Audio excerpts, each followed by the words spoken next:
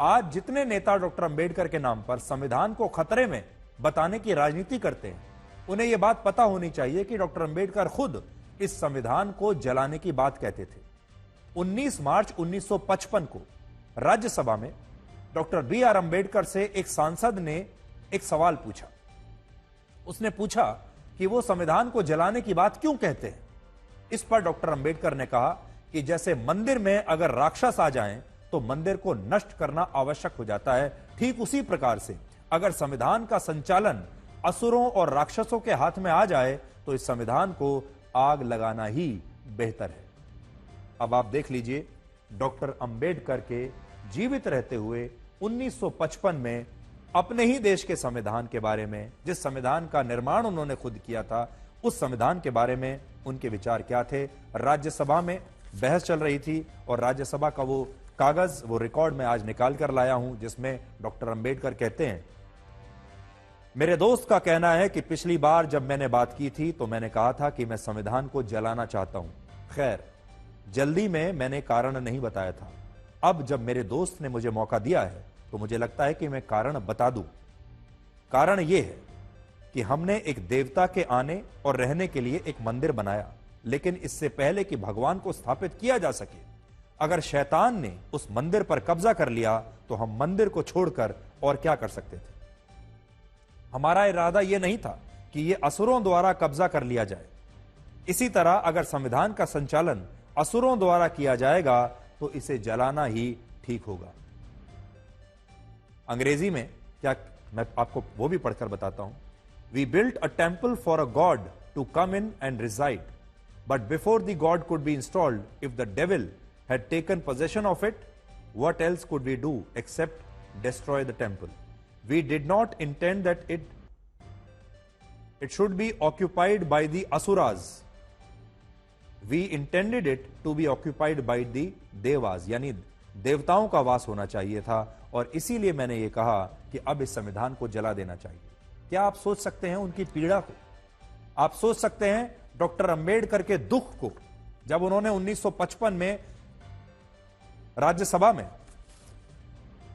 यह बात कही होगी। 19 मार्च 1955 की यह बात है। डॉक्टर अंबेडकर, भारत के संविधान के निर्माता, जो यह कह रहे हैं कि इस संविधान के संचालन करने वाले जो लोग हैं वो असुर हैं, और इसीलिए मैं कहता हूं कि अब इस संविधान को जला देना चाहिए। क्या तब उनका दर्द इस देश को समझ में नहीं आया? क्या यह उनका अपमान नहीं था? क्या यह उनके बनाए गए संविधान का अपमान नहीं था? अंबेडकर देश के पहले कानून मंत्री थे, लेकिन वर्ष 1951 में जब तत्कालीन प्रधानमंत्री पंडित नेहरू ने हिंदू कोड बिल वापस लिया तो अंबेडकर ने विरोध में अपने मंत्री पद से इस्तीफा दे दिया। यह बिल वर्ष 1951 में पेश हुआ था, जिसके तहत हिंदू धर्म में विवाह, संपत्ति के बंटवारे और महिलाओं को तलाक का अधिकार सुनिश्चित किया गया था। उस समय बहस इस बात पर थी कि केवल हिंदू धर्म के लोगों पर ही इस तरह का कानून क्यों थोपा जा रहा है। जब देश धर्मनिरपेक्ष है, सबके बराबर अधिकार हैं, तो मुसलमानों के लिए ऐसा कोई कानून या बिल क्यों नहीं लाया गया? सिर्फ हिंदुओं के लिए क्यों लाया गया? उन्हें रेगुलेट करने के लिए क्यों लाया गया? और यह सारी बहस देश के पहले लोकसभा चुनाव के समय हो रही थी। इसलिए पंडित नेहरू ने इस बिल को उस समय के लिए टाल दिया, जिससे नाराज होकर डॉक्टर अंबेडकर ने कानून मंत्री के पद से इस्तीफा दे दिया। लेकिन इसके बाद जो हुआ उसकी कल्पना शायद खुद पंडित नेहरू ने भी नहीं की थी। डॉक्टर अंबेडकर ने इस्तीफे के लिए पंडित नेहरू को जो चिट्ठी लिखी, उसमें 5 बड़ी महत्वपूर्ण बातें थी। इसलिए आज इस देश को डॉक्टर अंबेडकर का इस्तीफा भी पढ़ना चाहिए था कि उन्होंने कानून मंत्री के तौर पर जब अपना इस्तीफा भेजा तो उन्होंने क्या कहा। यह इस्तीफे की कॉपी है और बहुत लंबा पत्र था, ये कई पेजेस हैं इसमें पहली बात लिखी है, पंडित नेहरू ने डॉक्टर अंबेडकर को एक काबिल नेता नहीं समझा और उन्हें कभी सरकार में बड़े मंत्रालयों की जिम्मेदारी नहीं दी, यह लिखा है। दूसरा, डॉक्टर अंबेडकर को सिर्फ एक बार किसी संसदीय समिति का हिस्सा बनाया गया, और यह भी तब हुआ जब पंडित नेहरू इंग्लैंड के दौरे पर थे। यह पीछे से हो गया। इंग्लैंड से लौटने के बाद डॉक्टर अंबेडकर को इस समिति से हटाने की कोशिशें भी हुई। तीसरी बात, पंडित नेहरू का सारा ध्यान भारत के मुसलमानों पर था और उन्होंने दलितों और आदिवासियों की कभी कोई चिंता नहीं की। चौथी बात इसमें लिखी है, जब डॉक्टर अंबेडकर ने पंडित नेहरू की अंतरिम सरकार से इस्तीफा दिया तो पंडित नेहरू ने संसद में यह बताया कि डॉक्टर अंबेडकर बीमारी के कारण सरकार से अलग हो रहे हैं, बीमारी के कारण इस्तीफा दे रहे हैं, जबकि यह झूठ था। और डॉक्टर अंबेडकर ने अपने इस पत्र में लिखा कि वो आखिरी इंसान होंगे जो अपनी बीमारी के लिए अपनी जिम्मेदारी से मुक्त होंगे। आज मेरे हाथ में उनके इस्तीफे की वही कॉपी है और इसमें से एक आध अंश मैं आपको पढ़कर सुना सकता हूं। तो आज सुनिए डॉक्टर अंबेडकर का कानून मंत्री के तौर पर इस्तीफा। देखिए क्या कह रहे हैं वो। मेरे समय में कई बार विभागों को एक मंत्री से दूसरे मंत्री को दिया गया। मुझे लगा कि मुझे उनमें से किसी एक मंत्रालय तो दिया जा सकता था, लेकिन मुझे हमेशा बाहर रखा गया।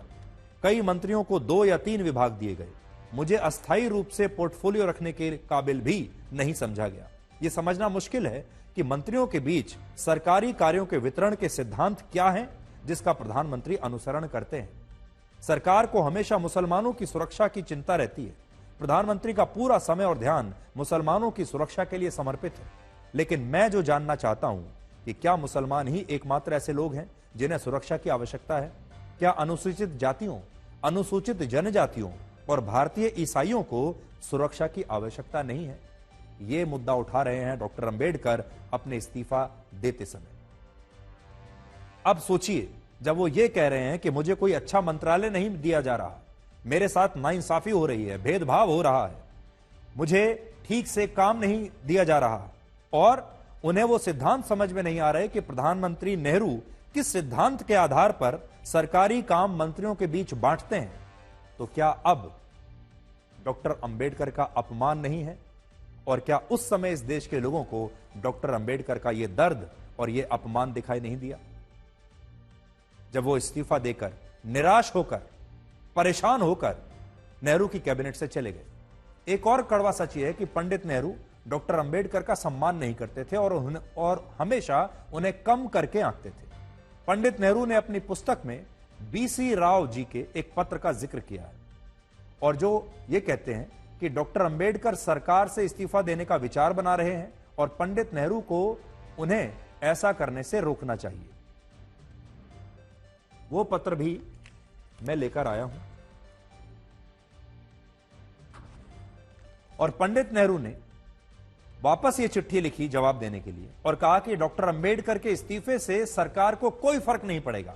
और इससे आप समझ सकते हैं कि पंडित नेहरू डॉक्टर अंबेडकर को न तो पसंद करते थे और ना ही उन्हें इतना महत्वपूर्ण समझते थे कि अगर वो उनके कैबिनेट से चले भी जाएं तो कोई फर्क पड़ेगा। इसलिए आज कांग्रेस से यह सवाल तो बनता ही है कि अगर वो डॉक्टर अंबेडकर को इतना ही अच्छा मानती है तो उन्हें उनके जीवित रहते हुए उनकी मृत्यु के 34 वर्षों तक भारत रत्न से सम्मानित क्यों नहीं किया गया? पंडित जवाहरलाल नेहरू ने भारत का संविधान नहीं बनाया, लेकिन इसके बावजूद उन्हें वर्ष 1955 में ही भारत रत्न मिल गया था। उनके जीवित रहते हुए ही उन्हें भारत रत्न दे दिया गया।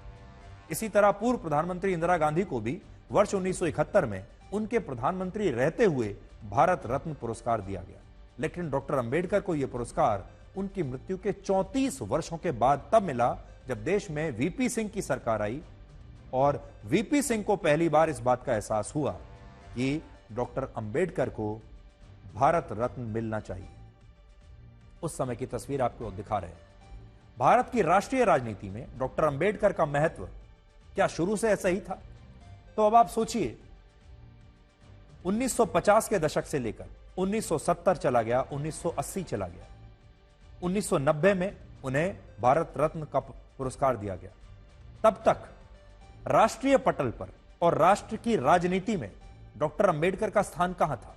डॉक्टर अंबेडकर कहां खोए हुए थे? और डॉक्टर अंबेडकर के महत्व को सबसे पहले इस देश में कब पहचाना गया? तो यह बात है 1984 से लेकर 1990 की। और इससे पहले डॉक्टर अंबेडकर का महत्व सिर्फ महाराष्ट्र यानी एक राज्य तक सीमित था। लेकिन जब देश में मंडल और कमंडल की राजनीति शुरू हुई, उत्तर प्रदेश में काशीराम ने वर्ष 1984 में दलितों को इकट्ठा करके डॉक्टर अंबेडकर के नाम पर पहली बार एक पार्टी का गठन किया जिसका नाम था बहुजन समाज पार्टी। तो जो टर्निंग पॉइंट है वो है 1984, जब काशीराम ने डॉक्टर अंबेडकर के नाम पर बीएसपी का गठन किया। बीएसपी दलितों की पार्टी बनी और वहां से उन्होंने डॉक्टर अंबेडकर को एक भगवान का दर्जा देना शुरू किया। यह वो समय था जहां से डॉक्टर अंबेडकर उत्तर भारत के राज्यों में दलितों की राजनीति के लिए बहुत महत्वपूर्ण हो गए और उन्हें यह बताया गया कि आज अगर दलितों को नौकरियों में, कॉलेजों में, समाज में आरक्षण मिल रहा है, समाज में एक स्थान मिल रहा है, तो इसका श्रेय असल में डॉक्टर अंबेडकर को जाता है। यह सिलसिला शुरू हुआ 1984 से और उसका श्रेय जाता है काशीराम जी को। वर्ष 1990 में जब तत्कालीन प्रधानमंत्री वीपी सिंह ने मंडल आयोग की सिफारिशों को स्वीकार किया और डॉक्टर अंबेडकर को भारत रत्न का पुरस्कार दिया, तब इससे देश की राष्ट्रीय राजनीति में पंडित नेहरू और महात्मा गांधी की तरह डॉक्टर अंबेडकर का महत्व बढ़ गया। पहले पंडित नेहरू और महात्मा गांधी की फोटो लगती थी, उसके साथ एक फोटो और लगी और वो थी डॉक्टर अंबेडकर की। और खास तौर पर क्षेत्रीय पार्टियों ने, क्षेत्रीय नेताओं ने अपने अपने राज्यों के दलित वोटों को साधने के लिए डॉक्टर अंबेडकर के नाम पर राजनीति करनी शुरू कर दी, वरना 1984 से पहले ऐसा कुछ नहीं था। देश में डॉक्टर अंबेडकर का सामाजिक न्याय का मॉडल वंचित और शोषित समाज में लोकप्रिय होने लगा और यही कारण है कि आज भारत की राजनीति में पंडित नेहरू से ज्यादा डॉक्टर अंबेडकर का नाम प्रासंगिक है। पंडित नेहरू का नाम लेकर आप वोट नहीं ले सकते, लेकिन आज डॉक्टर अंबेडकर के नाम पर आप करोड़ों वोट ले सकते हैं, सरकारें बना भी सकते हैं, बिगाड़ भी सकते हैं। और डॉक्टर अंबेडकर को दलित समुदाय अपना भगवान मानता है।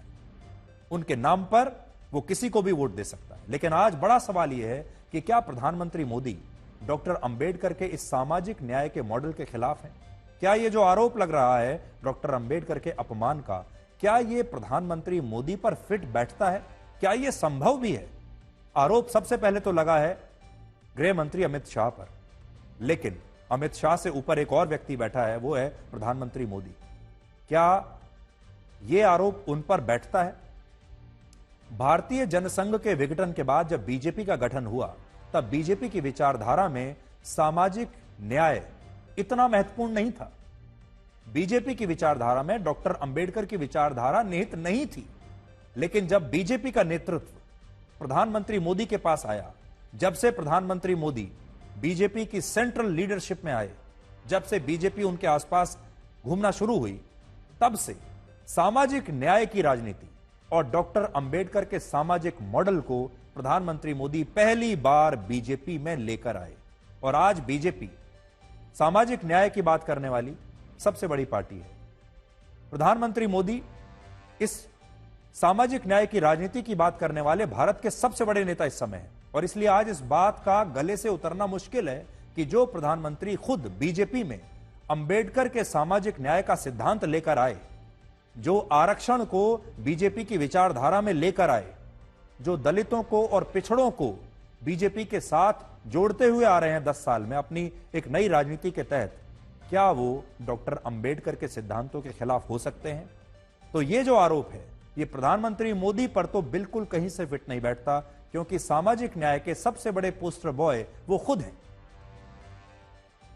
और डॉक्टर अंबेडकर की जो विचारधारा है, उसका बीजेपी की विचारधारा में मिश्रण करने वाले वो पहले नेता हैं।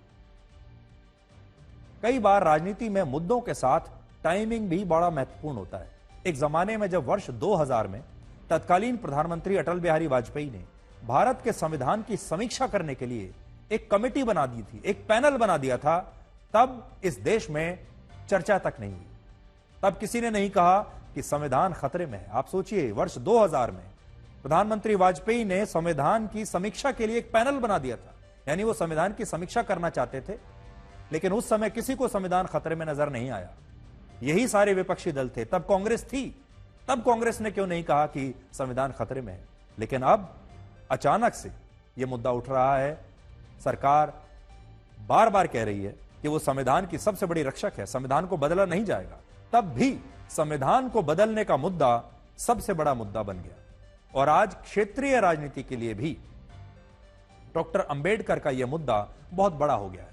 महाराष्ट्र में उद्धव ठाकरे की पार्टी से लेकर दिल्ली में अरविंद केजरीवाल की पार्टी इस मुद्दे पर गृह मंत्री अमित शाह का इस्तीफा मांग रही है। इससे उनके दो फायदे हैं।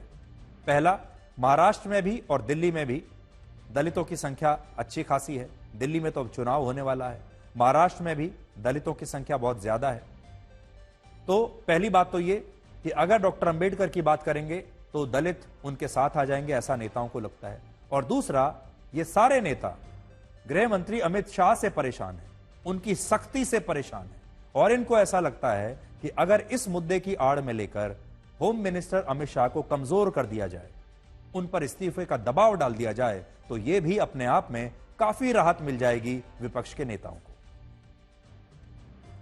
जिस तरीके से उन्होंने कहा है, मैंने दिखा है ना, अंबेडकर अंबेडकर अंबेडकर फैशन हुआ है, इसमें काटने की बात क्या है? इतने बार अगर आप भगवान का नाम लेते तो 7 जन्म में आपको पुण्य मिल जाता, स्वर्ग में स्थान। इसमें काटने की क्या बात है? और आपको क्या दिखाना है? प्रधानमंत्री से कोई मांग करेंगे? मैं प्रधानमंत्री से मांग, मैं कौन होता हूं करने वाला? लेकिन मैं तो यही चाहता हूं कि क्या प्रधानमंत्री जी अब इनके ऊपर कुछ कार्रवाई करने वाले हैं, या खुद प्रधानमंत्री जी ने कहा था अमित शाह को ये कहने के लिए? ये बात स्पष्ट होनी चाहिए। अब आप सब सोच रहे होंगे कि ये सब जब कुछ हो रहा है, इतना राजनीतिक घटनाक्रम चल रहा है, ऐसे में बीएसपी अध्यक्ष मायावती कहां पर है? बीएसपी का क्या विचार है इसके बारे में, और मायावती का क्या विचार है? तो मायावती ने समय लिया, बिल्कुल तुरंत इस पर अपनी प्रतिक्रिया नहीं की, लेकिन शाम को जब उनका विचार इस पर आया, उनकी प्रतिक्रिया आई, तो आज उन्होंने बीजेपी और कांग्रेस दोनों को ही घेरने की कोशिश की, और उन्होंने एक ऐसी भूमिका निभाई है जैसे ये एक क्रिकेट मैच चल रहा है, जिसमें एक तरफ बीजेपी की टीम है, दूसरी तरफ विपक्ष की टीम है, और मायावती एक अंपायर की तरह बीच में खड़ी हुई है। उन्होंने सोशल मीडिया पर अपना बयान लिखा कि कांग्रेस और बीजेपी के लोगों को बाबा साहेब डॉक्टर भीमराव अंबेडकर की आड़ में अपनी राजनीतिक रोटियां सेकने की बजाय इनका पूरा आदर सम्मान करना चाहिए। इन पार्टियों के लिए इनके जो भी भगवान हैं, उनसे पार्टी को कोई ऐतराज नहीं, लेकिन दलितों और उपेक्षितों के लिए एकमात्र भगवान केवल बाबा साहेब डॉक्टर भीमराव अंबेडकर हैं, जिनकी वजह से ही इन वर्गों को जिस दिन संविधान में कानूनी अधिकार मिले, वो उसी दिन इन वर्गों को 7 जन्मों तक का स्वर्ग मिल गया। कांग्रेस, बीजेपी और दूसरी पार्टियों का दलितों के प्रति प्रेम विशुद्ध छलावा है, ऐसा मायावती ने लिखा है। तो ये एक बहुत बड़ा मुद्दा है। डॉक्टर BR अंबेडकर आज अगर देखते होंगे कहीं ऊपर से कि उनके अपमान को लेकर कैसी राजनीति चल रही है, तो आज बहुत दुखी होते होंगे, क्योंकि अगर अपमान की बात करनी है तो फिर 1950 से लेकर अब तक उनके कितनी बार अपमान हुए हैं, कितनी बार उपेक्षा हुई है, वो सारे अपमानों का हिसाब किताब करना होगा। ऐसा नहीं हो सकता कि सिर्फ एक दिन, एक 14 सेकंड के बयान को लेकर उनके अपमान को इतना बड़ा मुद्दा बना दिया जाए। हमारे देश में जो दलित हैं वो समझदार हैं, वो जानते हैं कि कौन क्या कर रहा है। ये बाकी का जो फैसला है, ये हम अपने दर्शकों पर छोड़ते हैं और इस देश के लोगों पर छोड़ते हैं।